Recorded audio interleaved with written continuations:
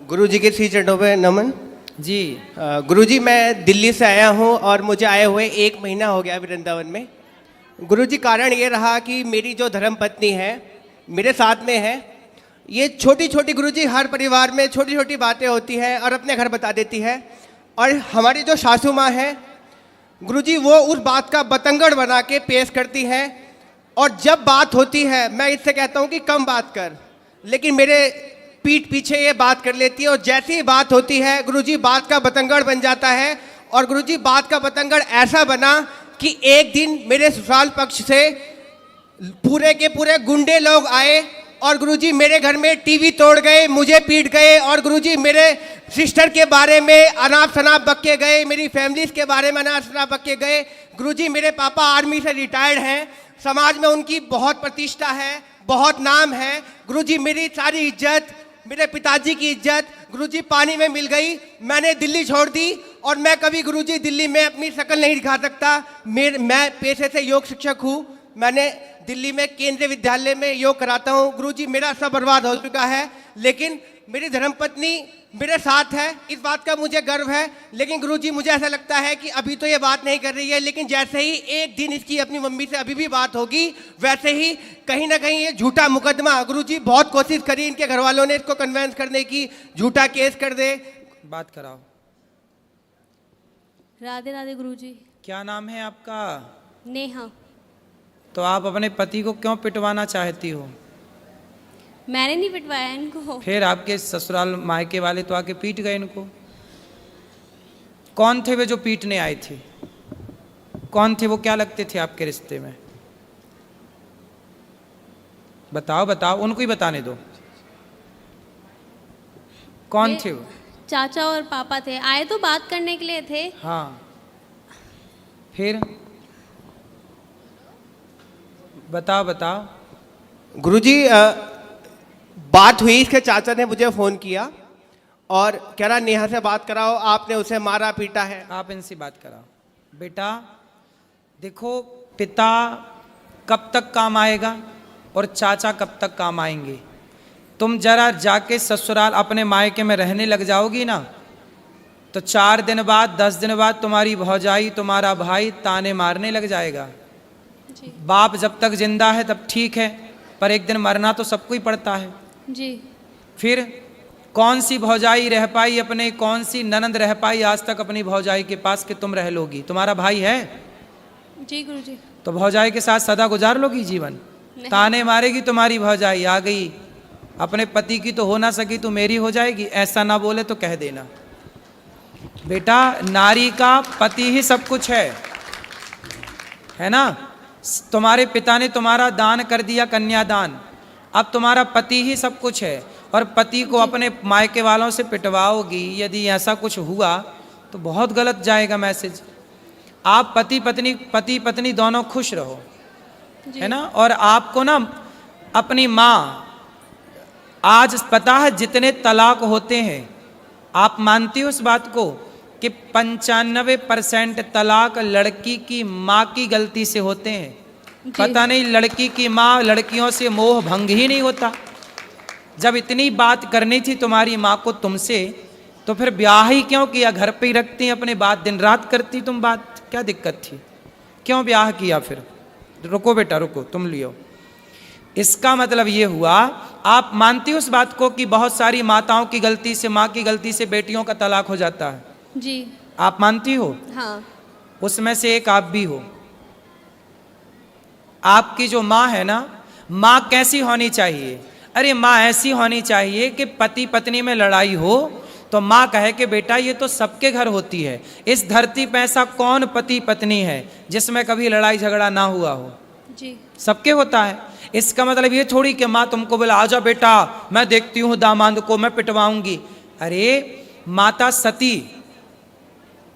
सती अपने पिता के घर चली गई थी, दक्ष प्रजापति के घर, और वहां पर देखा कि मेरे पति का अपमान हो रहा है, तो माता सती सहन ना कर पाई। एक अच्छी स्त्री वो होती है जो कभी अपने पति का अपमान ना करती ना कराती। वो कैसी पत्नी जो अपने पति को अपने पिता और अपने चाचा से पिटवाए?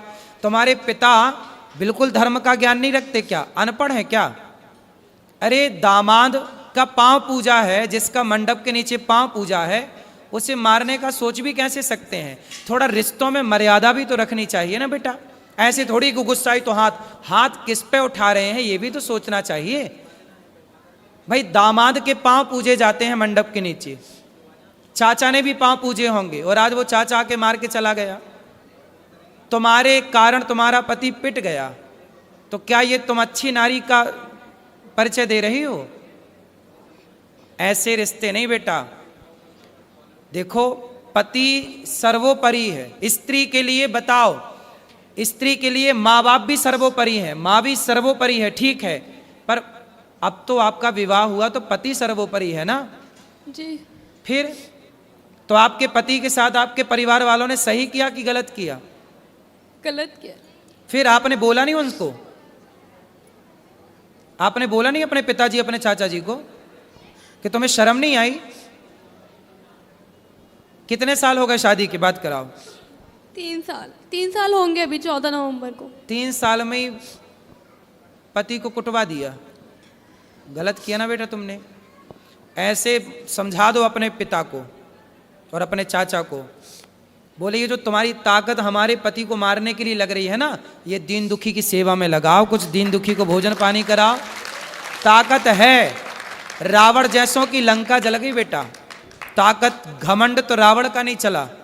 तो बोल देना अपने चाचा को और अपने पिता को, जी गुरुजी। है ना, कि मेरे पति को सुनो, आपका धर्म है कि आपको पति की तरफ खड़े होकर बोलना चाहिए, चाचा मेरे पति की तरफ आंख उठा के मत देख लेना, ये आपका धर्म कहता है। ठीक है। ठीक है। तो आप किसके साथ हो? माँ के पक्ष के पति के साथ?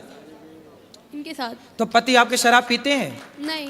गलत है? नहीं। आपको प्यार करते हैं? बस एक्सेस बोलते हैं, बहुत ज्यादा एक्सेस बोलते हैं, जरूरत से ज्यादा बोलते हैं। अभी बेटा शादी के 3 साल हुआ है। 3 साल में ना बेटा, आम का पौधा लगाओ तो उसको भी 5 साल लगते हैं तब वो फल देता है। क्यों जी? आम का पेड़ कितने साल में फल देता है? 5 साल में। बेटा भी तुम्हारी शादी के 3 साल हुए हैं। शादी को थोड़ा मैच्योर तो होने दो, रिश्ते को पकने तो दो। जब पकेगा, जब एक दूसरे को समझोगे। अब तुमने उसे ऐसा करा दिया तो उसके अंदर तुम्हारे प्रति क्या श्रद्धा रहेगी? अब तुम हमें पिटवाओ और फिर हमसे उम्मीद करो कि हम तुमसे प्यार करें और तुम्हारा सम्मान करें। बेटा सम्मान दोनों तरफ से होता है। जब तुम सम्मान करोगी ना तो हम भी करेंगे, और तुम हमें गाली दोगी तो फिर हमसे सम्मान की कामना मत करना। जी। ठीक है? गुरुजी एक बात और कहनी थी। और सुनो, तुम भी कितना बोलते हो, पत्नी को क्यों इतना उल्टा सीधा बोलते हो? गुरुजी मैं ऐसा कुछ नहीं बोलता, मैं बस ये बोलता हूँ कि बस अपनी मम्मी से उतना ही बात कर। गुरुजी मैं कभी जानने को मना नहीं माँ करता। से बात करती है बेटी, इसमें बुराई क्या है? माँ से तो हर बेटी बात करती है। और गुरुजी अभी मैं- शादी के 3 साल हुए हैं, थोड़ा अभी तो उस घर से निकल कर इस घर में आई है, उसको भी तो थोड़ा मौका दो। गुरुजी कॉलोनी में ये बोलती है कि मैं हिजड़ा हूँ। कौन बोलता है? इसकी मम्मी, और हमारी बच्ची हो गई, पूरी कॉलोनी में ये बोलती है ये दवाई खा खा के। गुरुजी पता नहीं क्या क्या बोलती है। गुरुजी मेरे को इतनी शर्म आती है कि मैं गुरुजी बता नहीं सकता। आप पूछो गुरुजी। क्यों बात कराओ? तुम अपनी माँ को बताओ ना बेटा, है ना? तुम्हारी माँ ऐसा बोलती हिजड़ा है, ये सब नहीं बोलना बेटा। माँ को समझाओ कि माँ तुम अपना काम करो। गुरुजी मैं आपसे एक बात पूछना चाहती हूँ कि क्या कोई माँ बाप ये चाहेंगे मेरी लड़की का घर टूट जाए? कोई माँ बाप नहीं चाहते गुरुजी। बेटा बहुत माँ बाप की गलती से ही टूटता है, ये क्यों नहीं सोच रही हो? नहीं वो बात आपकी ठीक है, लेकिन वो नहीं चाहते। कुछ ऐसे रीजंस रहे हैं, कुछ ऐसी बातें रही हैं कि उनको ये स्टेप, मैं मानती हूँ कि ये चीज़ गलत थी, उनको नहीं करना चाहिए था, ये बहुत गलत था, लेकिन मुझे नहीं पता क्या सोच के उन्होंने ये किया। लेकिन आप इस बात से एग्री हो ना हो, 95% तलाक भारत में लड़कियों के माँ बाप की गलती, और माँ बाप अपनी बेटी को सही गाइड नहीं करते। कई बार क्या होता है मैं आपको बताऊं, जी। पति पत्नी में लड़ाई होती है ना, जी। पत्नियां भाग जाती है मायके, फिर पति जी। फोन लगाता, अच्छा सॉरी हम अब तुमसे बात करेंगे, गलती हो गई, अब नहीं तुम्हें डांटेंगे, नहीं बोलेंगे। जी। माँ बोलती है नहीं, दामाद तो नाक रगड़ता हुआ आएगा तब भेजूंगी। अब दामाद आता है तो माँ फिर भी नहीं भेजती। अब बताओ ये माँ की गलती है? हाँ ये गलती है, लेकिन ऐसी बहुत माएँ हैं इस धरती पे।